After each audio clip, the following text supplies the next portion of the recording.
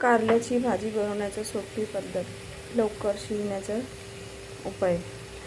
पॅनमध्ये कारले टाका, त्याच्यात तेल वगैरे नाही टाकायचं, थोडंसंच टाकू शकता आणि यामध्ये स्टीम होऊ द्यायला, झाकण नाही झाकायचं पण याच्यावरती।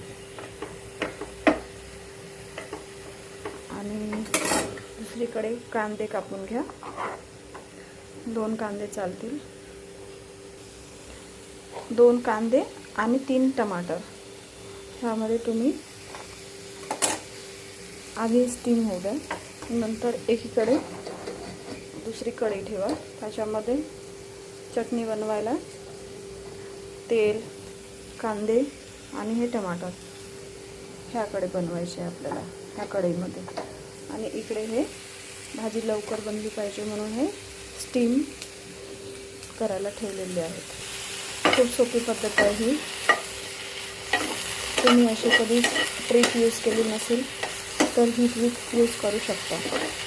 हे बघा, हे स्टीम व्हायला लागले, खूप फास्टली स्टीम होत आहेत हे बघा। यामध्ये तुम्ही तेल पण टाकू शकता थोडासा, जसं आपण मसाले वगैरे भाजतो तशा टाईप। इथे आपण थोडासा तेल टाकलेला आहे, हा बघा दिसत आहे तुम्हाला। भाजीसाठी आपण तेल टाकत आहोत, कांदे कापून घेतले आहेत आपण। आता हे आपण तेलामध्ये, तेल झालेलं आहे याच्यामध्ये टाकू।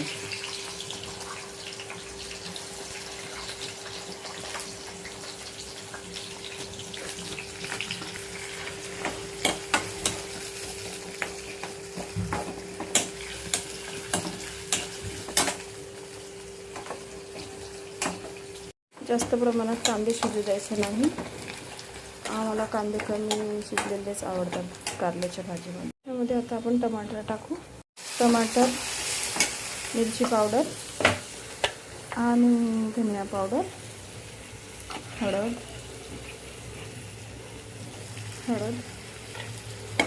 मीठ आणि कोथिंबीर हे टाकायचं। हे सगळं झालं की मग हे स्टीम केलेले कारले ह्यामध्ये टाकायचे। तुम्हाला ह्यामध्ये स्टीम केलेले कारले टाकल्यामुळे तुम्हाला भाजीमध्ये कमी ऑइल टाकता येणार आणि खूप कमी ऑइलमध्ये ही भाजी बनणार। भाजी बनवून रेडी आहे ही, आता तुम्ही खाऊ शकता ही भाजी।